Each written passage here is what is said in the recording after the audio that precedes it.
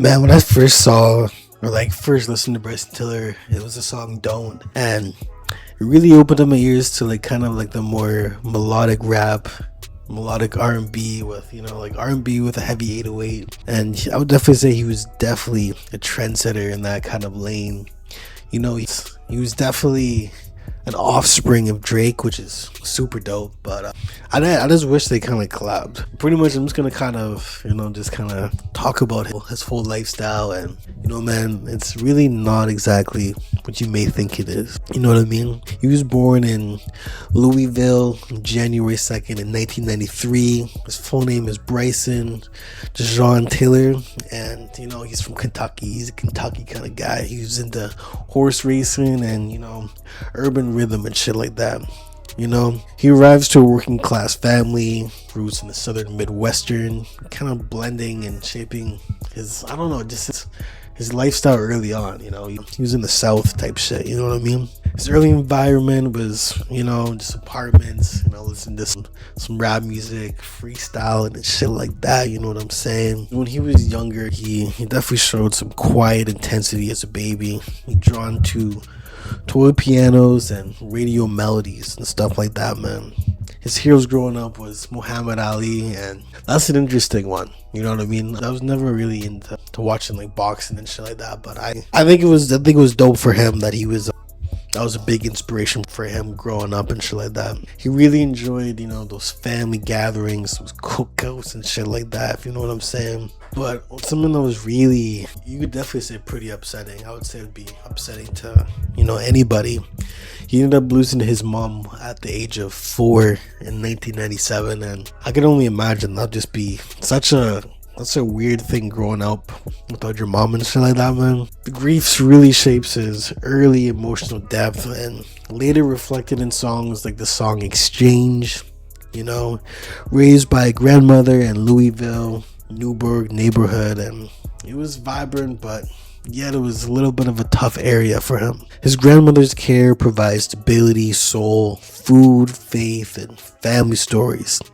He lives with 3 brothers, fostering siblings, and the bonds were pretty strong from the beginning.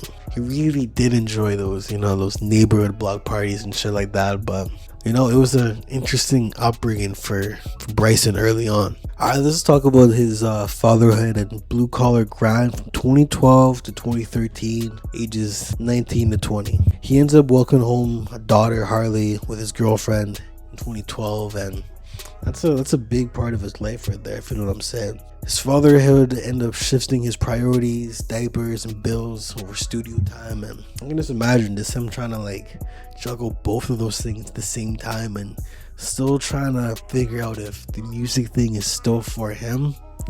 Some of the jobs he ended up working at the time were Papa John's and UPS, and he was really slinging those pizza packages, if you know what I'm saying.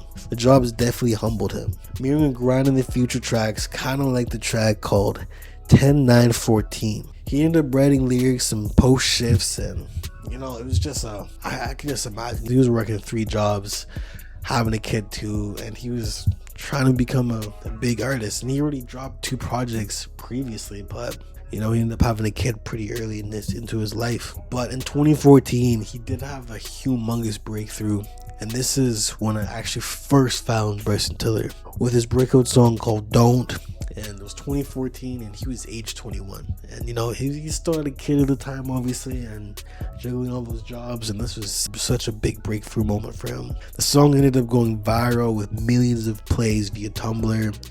And then a lot of Twitter shares too, because this is like before the whole TikTok era. And so him blowing up through Tumblr was a huge thing. SoundCloud as well, but like Tumblr and Twitter were kind of the main pieces for him to really get the recognition that he definitely deserved. Because Don't was such a good track. It was so refreshing. It was like a melodic R&B song with like a trap 808, and that was pretty new at the 2014 time. He ended up getting some really big cosigns from Timbaland and Drake, and those are some of the biggest cosigns you can get, man. Especially Drake, because his whole sound is very similar and kind of tailored to the Drake sound, especially from Take Care and Nothing Was the Same era. He ended up getting some remixes from K Camp and Mila J, and that definitely helped amplify his reach, and he definitely deserved it because, you know, K Camp was hot as fuck, like, in the industry. Pause, big time pause. So that was a big boost for him, you know what I mean? He ended up getting some crazy big offers, especially from one of his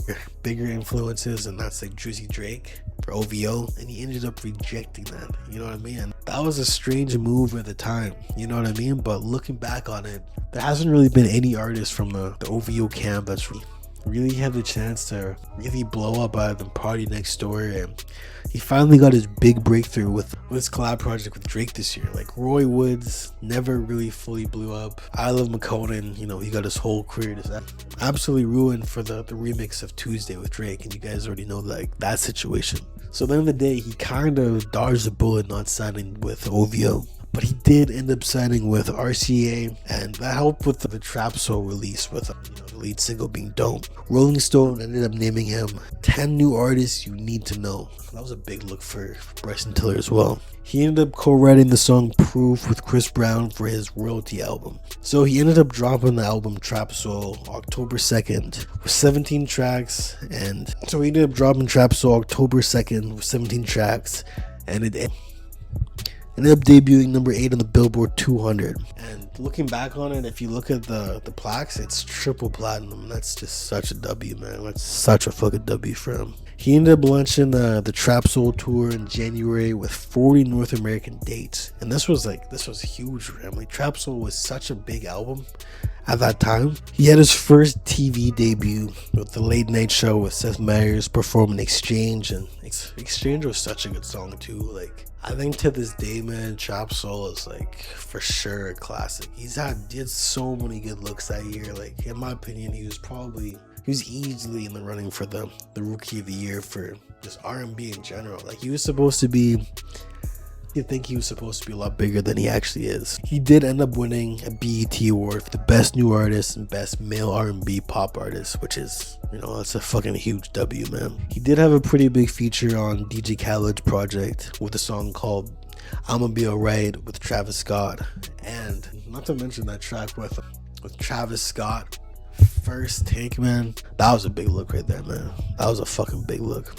He was named on Forbes 30 Under 30 in January, and that just really cemented things for him as well, man. So let's just kind of touch on some of his early childhood influences from 1997 to 2003. So pretty much his ages from 4 to 10. He grew up in Newburgh and navigating a lot of different struggles throughout the community. He attended Louisville public schools and, you know, balanced books with street lessons, you know what I mean? Because he was around the streets as well. And something that was really dope I'd like to mention, his grandmother ended up buying his first notebook, you know, for his early rhymes and shit like that, if you know what I'm saying. He really did absorb the culture with, like, barbecues, church, and basement freestyles. Because, you know, like, everybody that started, like, rapping and shit like that have always had those moments when you're just chilling with the homies and you're like, and like a little bit of a basement cipher, and that's just like worldwide, I would probably say. His early idols were R. Kelly's Confessions, Lil Wayne's Wordplay, and of course, you know, like some of those local rappers and shit like that. His teenage years and musical awakenings from 2003 to 2008, ages 10 to 15. He ended up discovering Omarion, Chris Brown, and The Dream, shaping his vocal aspirations, and you can really hear the inspiration of The Dream. A little bit of Chris Brown, because, you know, Chris Brown did a lot of like pop, he did like some rap, and, you know, he pretty much just did pretty much every single thing that Bryson Tiller was doing as well. So I can see the comparison really well with Chris Brown, but I would say vocally, I can see some of the cadences similar to The Dream. You know, he started writing in the rhyme books and notebooks from his grandma, like I said before, but he really ended up learning how to blend the rap grit with kind of the R&B flair, which I think is like a huge thing for his sound in general, if you know what I'm saying. He really did enjoy some of those lunchroom freestyles with his friends. He said in multiple interviews that he really enjoyed it. Just kind of like the basement freestyles that he was doing before. He did enjoy those lunchroom freestyles, which I think is dope as fuck. You know what I mean? He did have some tight finances growing up with a bunch of siblings and, you know, and being raised by his grandmother. So it was tight with the finances for him. You know what I'm saying? The summers were filled with block parties and testing verses on neighbors. So he would literally be going to some of these cookouts and, you know, doing some like freestyle battles, kind of like the Eminem way, you know, like from 8 Mile and shit like that. So he knows how to rap, but like his strong suit is definitely more of like the melodic R&B pocket. You know what I'm saying? His high school hustle and his first time recording was in 2008 and 2011 from ages 15 to 18. And his influences around this time were Mary J. Blige, which was emotional, and Biggie's storytelling. So if you put those two together, kind of reminds you of trap soul, if you think about it, right? You know what I mean? So like it's cool how some of those influences are kind of all blended together. You know what I mean? He ended up saving lots of money with his allowances that he got when he was growing up to get like a cheap mic, and you know, that's like, I think that's a big part of his come up, is like him saving up money, finally get to the recording. He was trying his best to balance school, and then he eventually started getting some part-time jobs. And you know, a few romances he's been talking about in a few interviews have really, you know, showed his softer side with some romance and breakups. You know what I'm saying? He was really inspired by Drake, and especially the project So Far Gone, and the same with Usher's album Flair. He ended up graduating high school in 2011, and he was kind of deciding if he wanted to do music or go to college, and obviously he made the right choice at the end of the day, because you know, he's a multi-platinum artist, Grammy nominated artist, and I think he made the right choice. He ended up dropping some of his first projects quickly after high school in 2011, with the first project being called Killer Instinct Volume 1 mixtape, and he was around 18 at the time.